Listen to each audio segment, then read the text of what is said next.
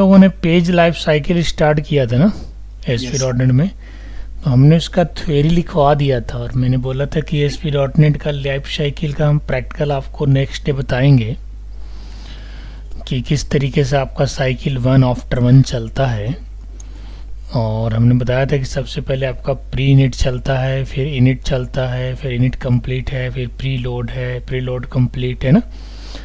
तो मैं क्या करता हूँ कि सारे इवेंट्स को वन आफ्टर वन में डिफाइन कर देता हूँ और दिखाता हूँ आप लोग को रिजल्ट कि किस तरीके से जो है ये एग्जीक्यूट हो रहा है ना। जैसा हम लोगों ने थ्योरी में पढ़ा है क्या अकॉर्डिंगली वैसे ही काम कर रहा है या कुछ इसका सीक्वेंस चेंज है। तो उसके लिए मैं क्या करता हूँ, सबसे पहले स्क्रीन को शेयर करता हूँ। ये आपका स्क्रीन जो है शेयर हो गया और ये हमने विजुअल स्टूडियो खोल रखा है और यहाँ से मैं न्यू प्रोजेक्ट ले लेता हूँ। इस प्रोजेक्ट का नाम देता हूँ पेज लाइफ साइकिल।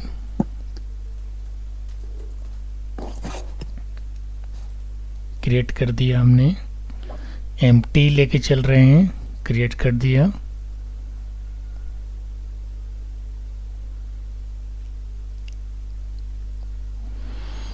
अब इसके बाद यहाँ पे हमें एक वेब फॉर्म लेना होगा सारे साइकिल को चेक करने के लिए।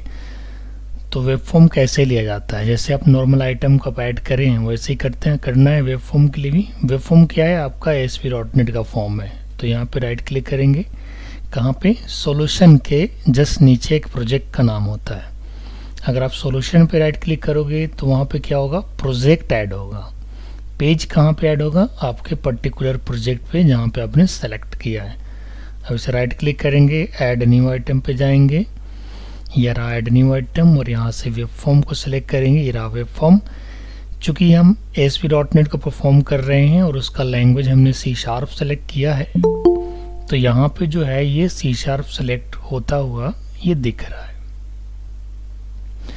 हमने वेब फॉर्म को सिलेक्ट कर लिया और सिलेक्ट करने के बाद वेब फॉर्म का नाम हम वेब फॉर्म ही रहने देते हैं फिलहाल। यहाँ पे किस तरीके से हमने वेब फॉर्म को ऐड किया, प्रोजेक्ट पे राइट क्लिक किया है, ऐड न्यू आइटम और वेब फॉर्म को हमने सेलेक्ट किया है। यहाँ से ऐड करेंगे, ऐड करने के बाद आपको ASP.NET में एक फॉर्म दिखेगा। ये फॉर्म बिल्कुल HTML की तरह आपको दिख रहा है। ये सब सारी चीज़ें क्या हैं इसके बारे में भी हम आपको डिस्कस करेंगे आफ्टर पेज लाइफ साइकिल, क्योंकि आज के सेशन में हम सबसे पहले पेज लाइफ साइकिल का प्रैक्टिकल जानेंगे। इसके बाद पेज के टॉप में जो पेज डायरेक्टिव लिखा हुआ है उसके बारे में भी हम लोग जानेंगे कि पेज डायरेक्टिव होता क्या है, कितने टाइप के डायरेक्टिव्स होते हैं, क्या क्या यूजेज हैं उनके। ठीक है, तो वन आफ्टर वन मैं यहाँ पे पेज लाइफ साइकिल का इवेंट को डिस्क्राइब कर रहा हूँ, आप लोग ध्यान दीजिएगा। बट उससे पहले मैं बताना चाहूँगा कि ये जो आपका वेब फॉर्म दिख रहा है ये बिल्कुल HTML की तरह ही है। आप देख सकते हैं यहाँ पे HTML का टैग है, बट अंतर आपको क्या दिख रहा होगा कि नॉर्मल HTML टैग को अगर आप ऐड करो तो रनएट इक्वल टू सर्वर यहाँ पे लिखा नहीं रहता, या फिर फॉर्म में रनएट इक्वल टू सर्वर आपको लिखा हुआ नहीं मिलेगा। मैं अगर आपको दिखाऊं यहीं पे एक नॉर्मल HTML पेज भी ऐड कर देता हूँ आपको दिखाने के लिए। ये हमने एक नॉर्मल HTML पेज लिया और अगर मैं इसे शो करूँ तो आपको इस HTML पेज और ये ASPX पेज में अंतर दिख रहा होगा। ये हमारा HTML पेज है without run at equal to server attribute, और ये हमारा ASP.NET का फॉर्म है with run at equal to server. Interview में कई बार ऐसा ही पूछा जाता है कि what is the difference between HTML controls and ASP.NET control. तो बेसिक डिफरेंसेस आप यहाँ से निकाल सकते हैं कि ASP.NET कंट्रोल्स है, ASP.NEट जो टैग्स हैं, कंट्रोल्स है, that must contain ID and run at equal to server attributes. ID भी उसका होना चाहिए और रनएट इक्वल टू सर्वर भी। मैं आपको दिखाऊंगा इन लेटर सेशन कि किस तरीके से controls without ID and controls without run at equal to server जो है आपको जाके आगे जा करके एरर क्रिएट कर सकता है। तो ये दोनों फॉर्म को आप बारीकी से देखिए। ये HTML फॉर्म है, HTML से स्टार्ट हुआ, HTML से एंड हुआ, ये हमारा रूट टैग है, ये लास्ट एंड है। डॉक टाइप HTML इंडिकेट करता है कि HTML5 का ये डॉक्यूमेंट है। यहाँ पे भी सेम है, अगर आप देखेंगे तो अंतर क्या दिख रहा है, इसमें फॉर्म की ID असाइन है और रनएट इक्वल टू सर्वर असाइन है। इससे ये होता है कि ये जो फॉर्म टैग है आपको सर्वर पर रन करेगा। अब कौन सा सर्वर भाई, ऑब्वियस ही बात है एप्लीकेशन सर्वर की बात कर रहे हैं हम यहाँ पे। एप्लीकेशन सर्वर जिसकी हम ऑलरेडी इंट्रोड्यूस कर चुके हैं हम आपके सामने कि भाई ASP.NET जो है कहाँ पे रन करता है, IIS के अंदर रन करता है, that is internet information services. किस प्रकार से रन होता है उसकी बारीकी से हमने सारे स्टेप्स को भी डिस्कस किए हैं प्रीवियस सेशंस में। अगर आप उसे गो थ्रू करें या बार बार पढ़ें तो आपको क्लियर हो जाएगा। कोशिश करो कि जो भी नोट्स है उसे 3 बार 4 बार पढ़ने की कोशिश करो। जब भी आपको टाइम मिले तो टाइम को वेस्ट मत किया कीजिए, हमेशा टाइम को सेकंड का यूटिलाइज किया कीजिए, है ना। आप लोग आवर्स को भी वेस्ट कर देते हैं, सेकंड को भी यूटिलाइज किया कीजिए। अभी आप लोग का लर्निंग स्टेज है और कोशिश करो बदल बदल करके सब्जेक्ट को पढ़ना। अगर प्रैक्टिकल करते करते आपको बोरिंग फील होता है तो आप थ्योरी पढ़िए, नोट्स पढ़िए, वीडियो देखिए, मतलब ओवरऑल कोडिंग से रिलेटेड ही आप सारा कुछ करते रहिए, तभी आपका कोडिंग और अच्छा हो पाएगा। तो जैसा कि मैंने बताया कि ASP.NET का जो फॉर्म है और जो HTML का फॉर्म है उसमें बेसिक डिफरेंस क्या है कि ASP.NET का जो फॉर्म होता है उसमें जो रनएट इक्वल टू सर्वर और ID एट्रीब्यूट है ये कंपलसरी है। बाकी तो आपको HTML का टैग जो दिख रहा है वो तो स्ट्रक्चर है, और हम सभी को पता है कि कोई भी वेब एप्लीकेशन विदाउट HTML नहीं बन सकता है।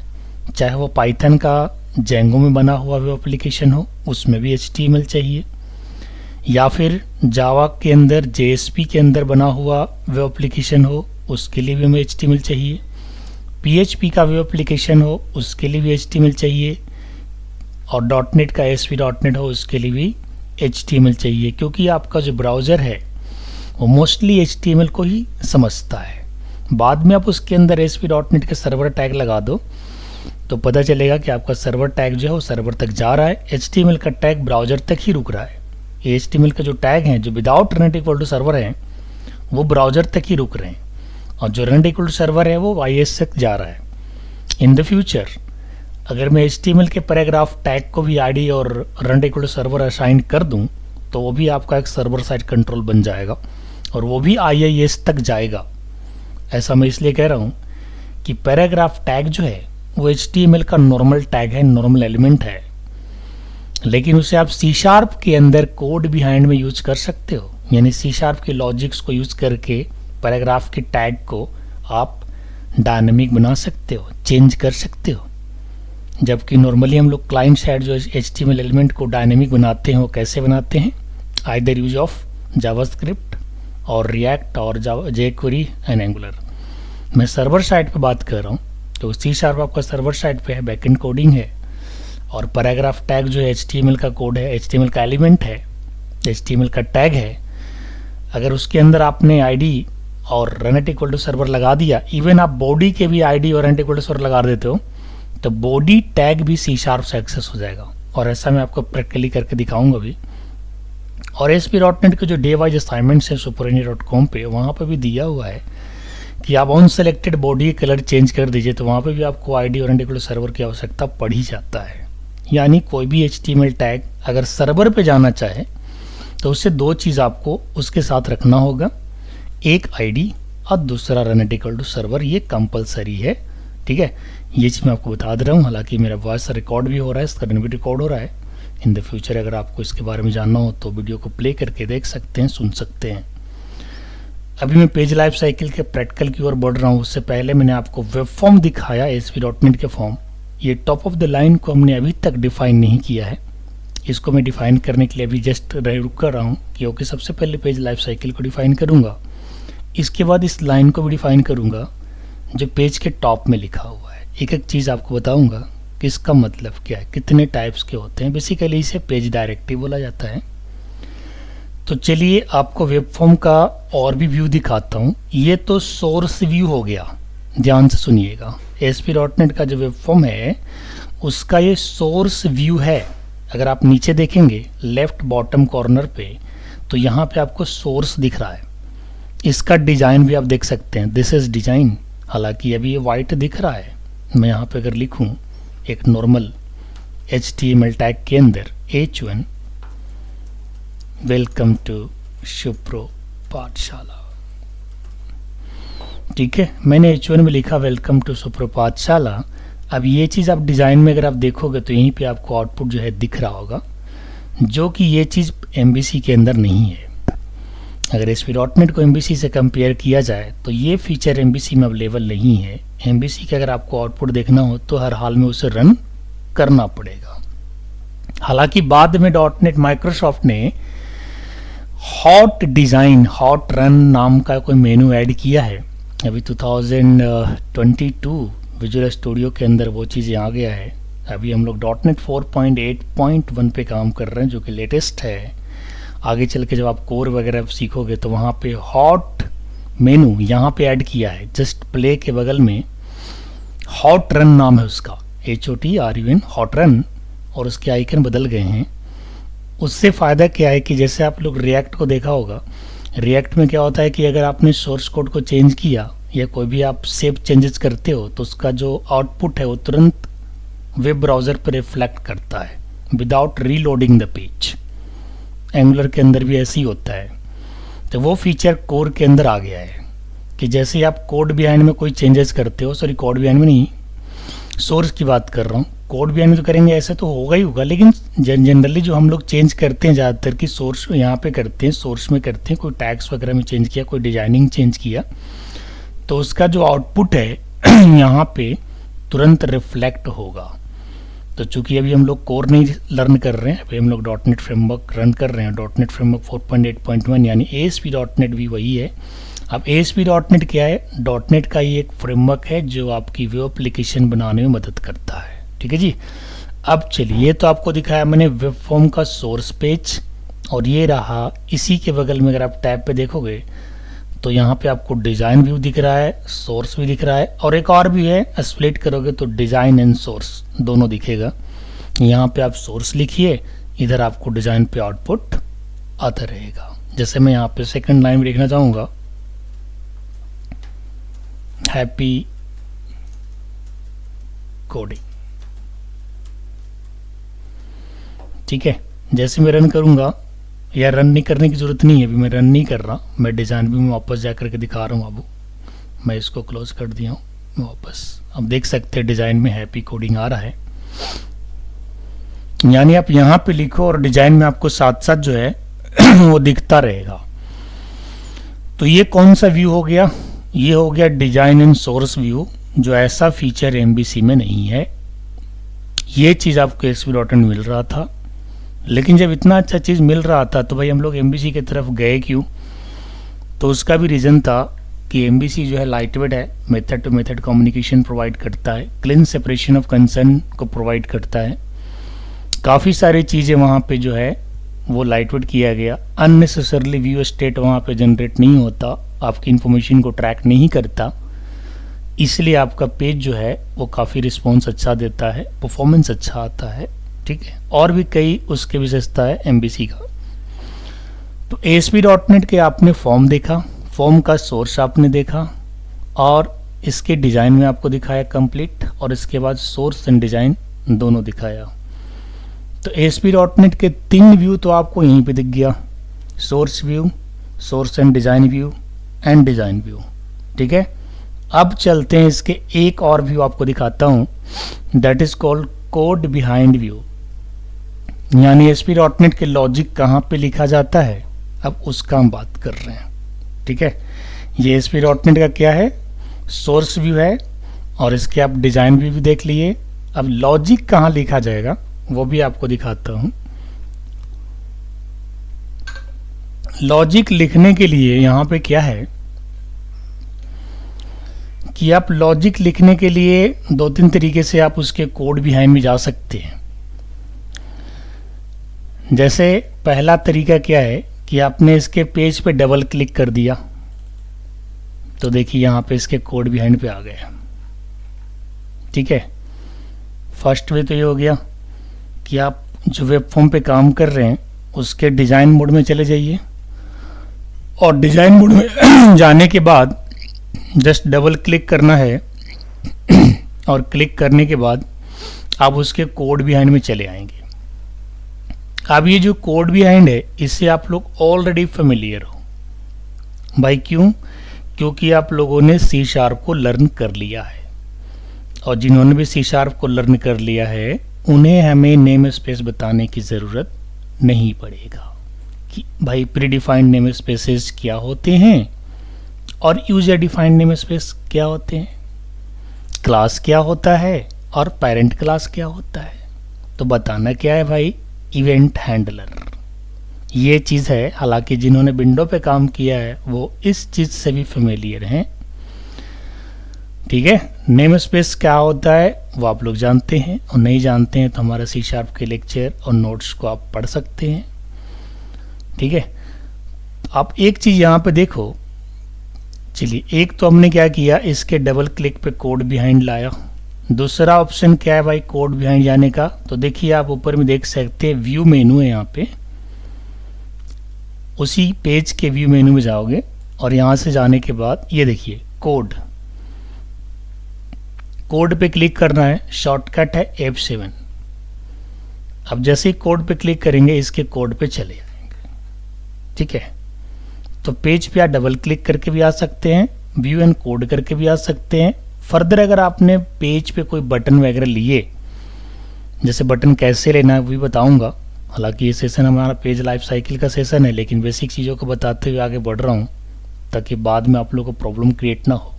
कोडिंग करना कोई बड़ी बात नहीं है, बट चीज़ों को समझना बहुत बड़ी बात है, क्योंकि लोग गलती ज़्यादातर यही करते हैं कि कौन सा पेज कहाँ से लेना है, कैसे लेना है, कहाँ पे लिखना है, क्या इवेंट है, क्या इवेंट हैंडलर है, कैसे फायर हो रहा है, कैसे रिक्वेस्ट आ रहा है, कैसे रिस्पॉन्स आ रहा है, यहीं पे दिक्कत है।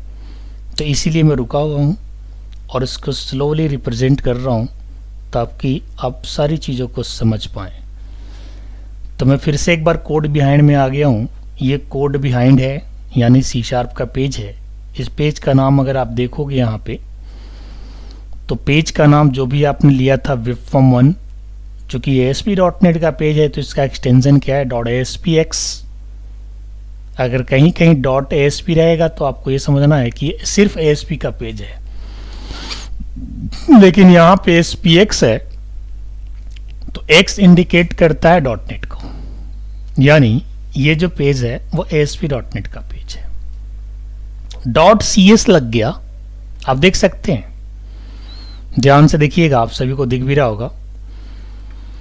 webform.aspx.cs यानी ASP.NET का पेज का जो लैंग्वेज हम लोग यूज करने वाले हैं वो कौन सा लैंग्वेज यूज करने वाले हैं, CS, that stand for C#, क्योंकि CS किसका एक्सटेंशन है, C# लैंग्वेज का एक्सटेंशन है। यहाँ तो एक्सटेंशन से ही पढ़ेंगे ना। कई बार अगर आप प्रोजेक्ट पे काम करने जाते हैं, समटाइम्स प्रोजेक्ट जो होता है वो VB.NET के लैंग्वेज में लिखा रहता है या बनाया रहता है, तो ऐसे केस में भी आपको डरना नहीं है।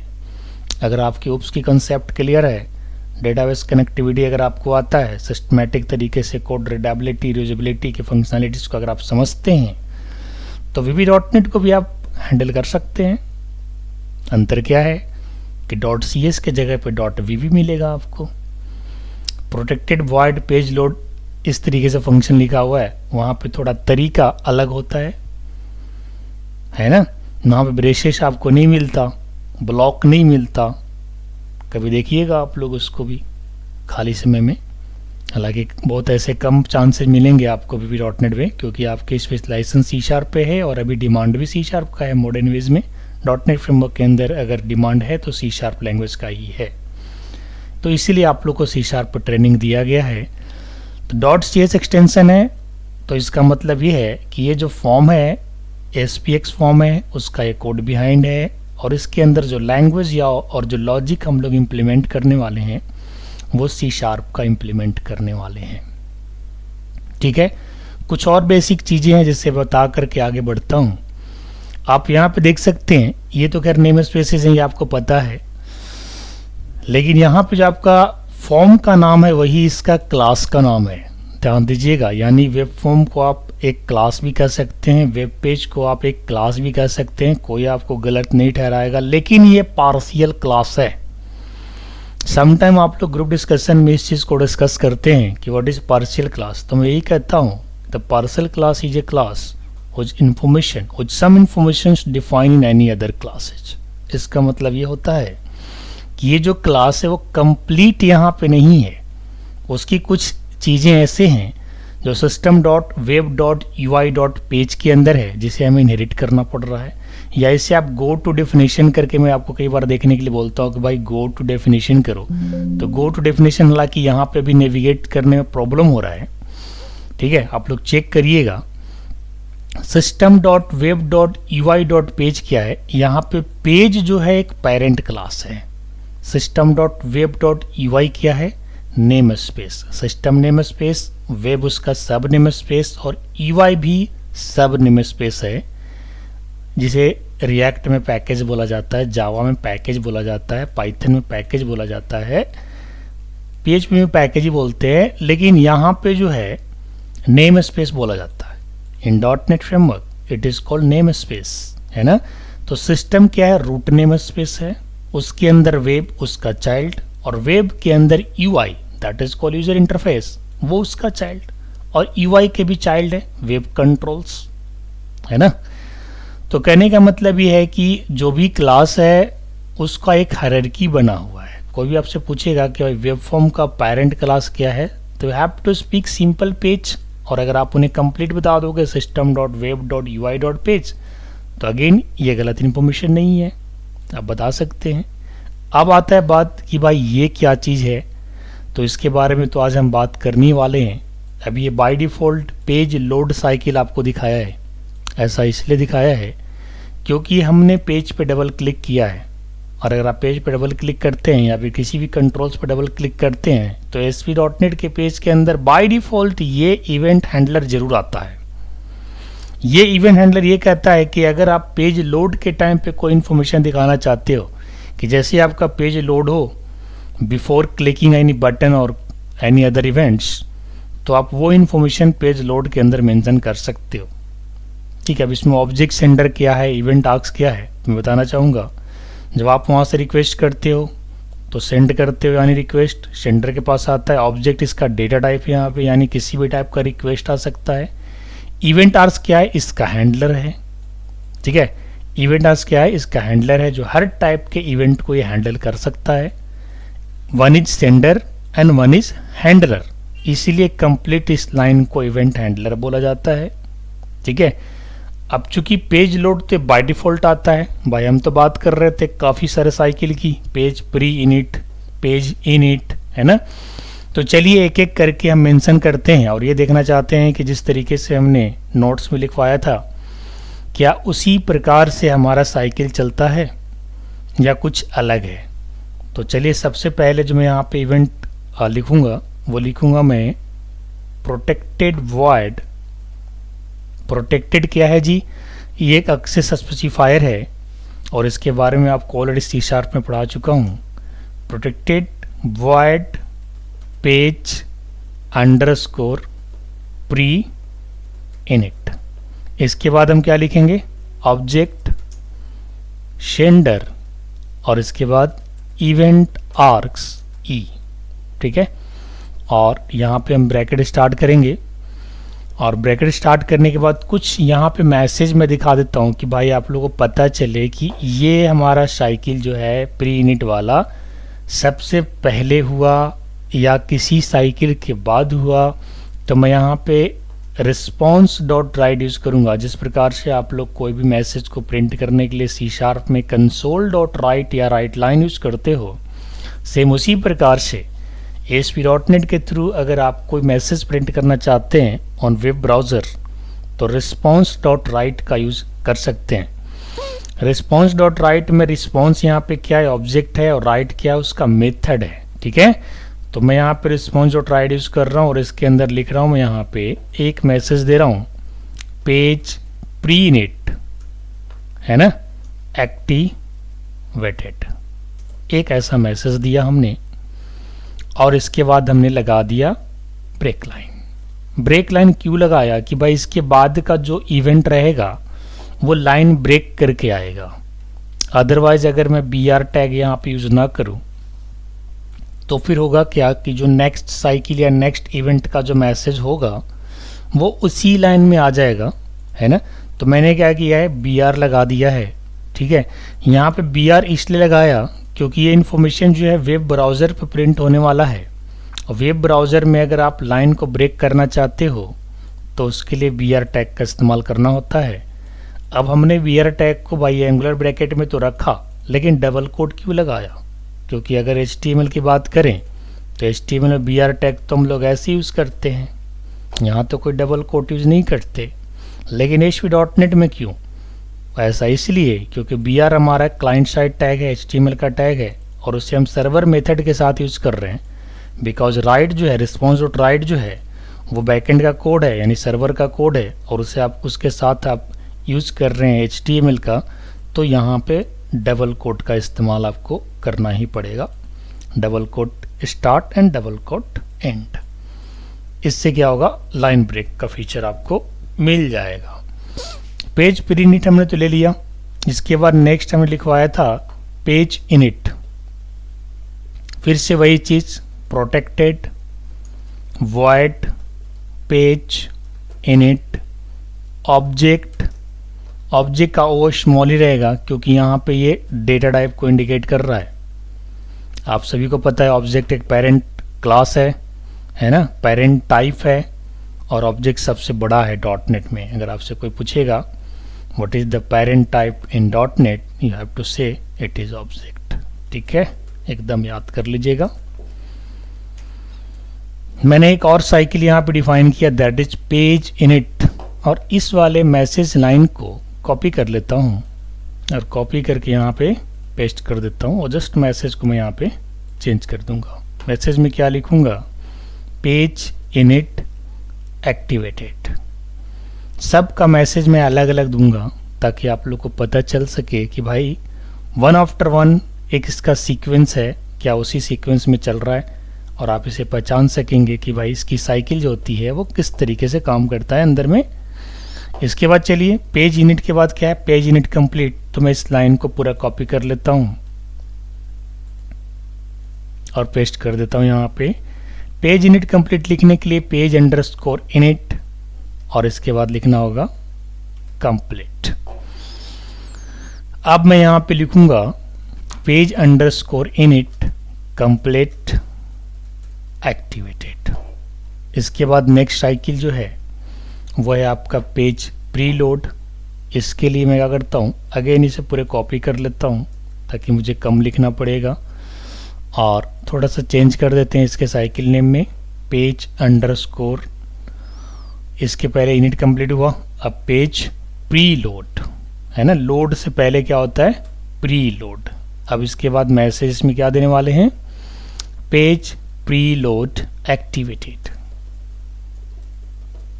ठीक है, प्रीलोड के बाद क्या है, प्रीलोड पेज लोड कंप्लीट।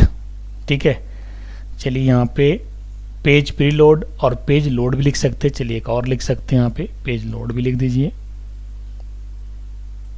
जो बाय डिफॉल्ट आ रहा था आपने देखा था, पेज लोड एक्टिवेटेड, और इसके बाद पेज प्रीलोड और पेज लोड कंप्लीट। हालांकि इतना इंटरव्यू में बोलने की आवश्यकता नहीं है, लेकिन आप लोग को दिखा दे रहे हैं किस तरीके से साइकिल काम करता है। पेज लोड कंप्लीट, और यहाँ पे लिख देंगे कंप्लीट एक्टिवेटेड। इसके बाद है page pre render. Render basically मतलब होता है डिस्प्ले। भाई जब सब कुछ हो गया तब रिजल्ट दिखा दो, है ना, तो उसको क्या बोलते हैं, पेज प्री रेंडर। समटाइम आप उसे रेंडर भी कर सकते हो, कोई गलती नहीं काटेगा, लेकिन लिखा क्या जाता है, पेज प्री रेंडर। और इसके बाद आप यहाँ पे लिखेंगे page underscore pre render activated. इसके बाद प्री रेंडर कंप्लीट। तो मैं यहाँ पे क्या करता हूँ, इसे कॉपी कर लेता हूँ और यहाँ पे पेस्ट कर देता हूँ, और इसका साइकिल का नाम जो है प्री रेंडर कंप्लीट कर देता हूँ, और यहाँ पे लिख देता हूँ प्री रेंडर कंप्लीट एक्टिवेटेड। तो मैंने सारे साइकिल का नाम मेंशन कर दिया है, प्री इनिट, पेज इनिट, है ना, पेज इनिट कंप्लीट। अब देखते हैं इसमें से कौन कौन साइकिल चल रहा है, कैसे चल रहा है, उसका सीक्वेंस क्या है चलने का, इसके बाद फिर हम आगे बढ़ेंगे। उससे पहले मैं ऑलरेडी बता चुका हूँ कि ये आपका इवेंट हैंडलर है जिसको एक कॉमन नाम दिया गया है, लेकिन ये दो जो आर्गुमेंट है इसके दोनों का मतलब अलग है। एक रिक्वेस्ट एक्सेप्ट करता है और दूसरा हैंडल करता है, यानी वहाँ से जो आपने इवेंट जनरेट किया वो सबसे पहले यहाँ पे आया और हैंडल इसके माध्यम से हुआ। एक्शन जो आप जनरेट करेंगे वो किसी भी टाइप का एक्शन जनरेट करेंगे, इसलिए माइक्रोसॉफ्ट .NET ने इसका डेटा टाइप जो है ऑब्जेक्ट रखा है, क्योंकि ऑब्जेक्ट तो सबसे बड़ा टाइप है और ये किसी भी टाइप के इवेंट को समझ सकता है, इसीलिए ऑब्जेक्ट रखा गया है। और इवेंट आर्क्स कहने का मतलब कि ये हर इवेंट को हैंडल करेगा। ई तो जस्ट एक नेम है, इसका अलियास कह लीजिए, ऑब्जेक्ट कह लीजिए। जैसे हम लोग क्लास का इंस्टेंस बनाते हैं तो ई के जगह आप E1 लिख सकते हो, कोई प्रॉब्लम नहीं है। ये आइडेंटिफायर है, ये कोई रिजर्व लेटर नहीं है, बट ये हमारा रिजर्व वर्ड है, ये भी हमारा रिजर्व वर्ड है। ये क्या है? आइडेंटिफायर। आइडेंटिफायर आप सभी को पता है क्या होता है। Identifier is the name of function, name of class, name of variable, name of object, etc, है ना। आप किसी भी मेंबर का जो नाम डिफाइन करते हैं उसे ही आइडेंटिफायर कहा जाता है। मैंने कई एग्जाम्पल्स दे दिए हैं इसके पहले, है ना। कोई भी ऑब्जेक्ट है उसे आइडेंटिफाई करने के लिए आपको कोई नाम तो रखना पड़ेगा ना। तो चलिए, हमने साइकिल के सबके अलग अलग मैसेज हमने यहाँ पे दे दिया है। अब मैं इसको रन करवाता हूँ, क्योंकि इसे अगर आप अभी डिज़ाइन व्यू में देखना चाहोगे ना तो ये आउटपुट आपको नहीं दिखने वाला है विदाउट रनिंग। क्यों? क्योंकि इन्हें रन होना होगा सर्वर पे। अभी आप जो डिज़ाइन व्यू देख रहे थे ये आपके क्लाइंट तक ही सीमित है, यानी आपके सोर्स का डिज़ाइन है, क्योंकि ये लेस सिक्योर है, सोर्स का डिज़ाइन है। लेकिन ये जो है मोर सिक्योर है, कोड बिहाइंड है, सर्वर पे रन होगा। तो ये कब दिखेगा? जब पहले IIS के पास जाएगा, मीटिंग करेगा, वहाँ से रिप्लाई आएगा, तब आपको दिखेगा। IIS के पास जाने का प्रोसेस क्या है वो सारी चीज़ मैं आपको फर्स्ट और सेकंड वीडियो लेक्चर में बता चुका हूँ, उसको ज़रूर पढ़िएगा, काफ़ी इंटरेस्टिंग टॉपिक है। तो चलिए इसको रन करते हैं और रन करके देखते हैं। भाई देखो यहाँ पे लिखा भी हुआ IIS express by default .NET के अंदर इंस्टॉल रहता है। पहले तो हम लोग को अलग से इंस्टॉल करना पड़ता था जब हम लोग पढ़ाई करते थे, लेकिन अब जो है विजुअल स्टूडियो में ऑलरेडी इनबिल्ड आता है, कोई प्रॉब्लम नहीं है। तो चलिए यहाँ पे हम रन करते हैं और रन करने के बाद दिखाते हैं आपको साइकिल 1 by 1 कैसे काम कर रहा है।